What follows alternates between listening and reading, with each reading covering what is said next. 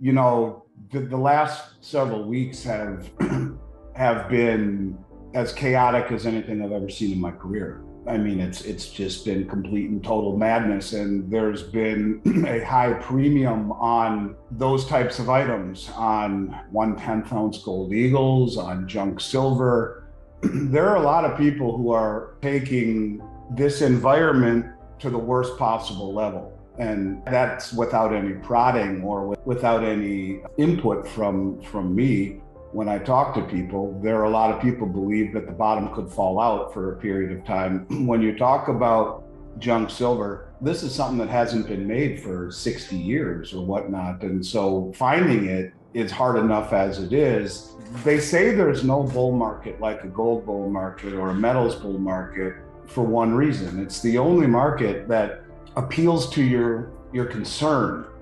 And so no one wants to go back into fiat. No one wants to send their junk silver back and trade it for something else.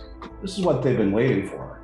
This is what they see, all of the things that have concerned them materializing at once. And that's why they say there's no bull market like a metals bull market, because the higher the price goes, the more difficult the product gets, only seeks to strengthen the motivation that was used or employed to go this direction in the first place. I think that's pretty much it. When you look at equity bull markets, the idea is to take your winnings and play with the house's money and reposition it somewhere else into another asset or another security or whatever it may be. It's not the case with this, and it's a limited supply. It's a finite supply. It fits hand in glove with what I've been saying for quite some time as the little boy who cries wolf, that the market will define itself by an inability to source product. That is what junk silver is. It's a finite supply, and when it's gone, it's gone. Now, you could draw the same analogy to the United States Mint and the other 5 mints around the world. When they run out of product, it's game over. So,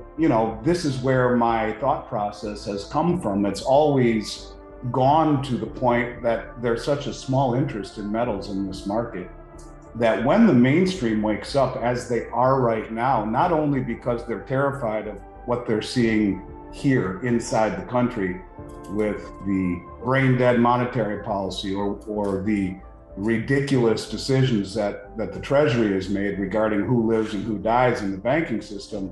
That's certainly part of it, no question. But also the awakening of the states, the states that like Missouri and Idaho and Wyoming and Texas and all of these states that are now issuing or allowing gold and silver to be part of state treasuries, and even taking it further and using them for all debts, public and private. The state of Texas now talking about issuing a digital gold-backed alternative. This is awakening the constituents of these states. This is awakening the mainstream little by little by little, at a time when people are really afraid. Junk silver is the ultimate vehicle for barter, for fear premium. And I think that's why you're not seeing it. And quite frankly, I don't expect much of it to come flowing out into the system. Maybe if silver goes much higher, but it's been a problem to get now for the better part of the last 3 years. We've had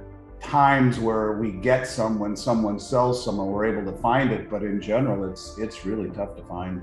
People who own the pre-65 silver are the real diehards that understand really what precious metals represent. They're the people who buy it for the right reasons. Back in 2020, and offered it as a special that was like under $2 an ounce or somewhere in that neighborhood over melt value. I haven't looked lately, but I would think it's $8 or $9 an ounce over the price of silver. It's that hard to come by. That's really the issue, is that, I guess, call it what it is. These people who are asking about it are somewhat late to the party, unfortunately. So the selection is not as extensive as we would like it to be. I know we have some half dollars and you can buy some silver dollars, but the pre-65 dimes and quarters is, it's really just becoming a situation of there not being much of any availability within the industry. Dependent upon what happens on a macro scale. I mean, we're seeing so many things happen. When I started talking about the BRICS nations, and I was screaming for 3 years about what's happening globally. and no one really talked about it but me. When you see our allies like Mexico quietly leave the room, it's bad enough that Saudi Arabia has signed a protection agreement with Russia, has told the folks at Davos that they're open to taking other currencies for oil, but now they've joined the Shanghai Cooperation Organization as a dialogue partner. That is the first step of being a full member. The Shanghai Cooperation Organization is a military group as well as an economic group.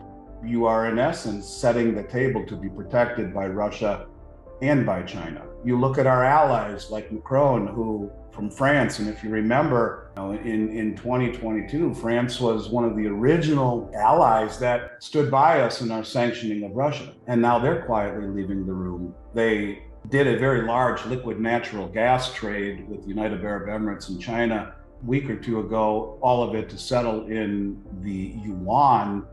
But now they just did a very large deal.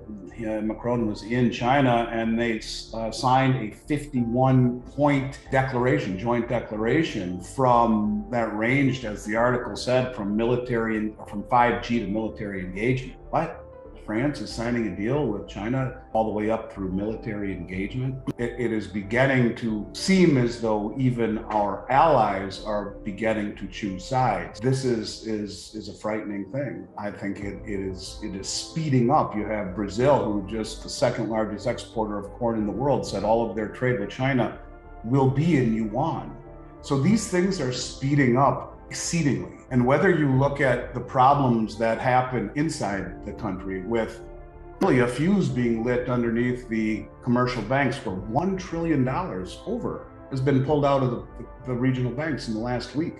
You are witnessing the destruction of the regional banks. There's 5,000 of them. They represent 70% of all the small business loans. They hold the majority of all of the commercial real estate loans, not the big skyscrapers, but everything else, which is dying. And they are blowing things up. On the inside, we are blowing things up already on the outside, and you can see the reaction, counter-reaction with all of the countries aligning and forming sides and alliances. And if anyone's waiting for a pullback at this point, I mean, wake up. With all due respect, wake the hell up. Right? I say that with all respect. I mean, you've lost that ability to cost average, which every single time someone came to me and said, what should I do? Should I spend it all now? I'd always say, no, cost average, and I meant it. But I do really believe that, honestly, and with sadness, that we are getting to that point where it's very close to breaking, whether it be inside or whether it be outside. We're very close.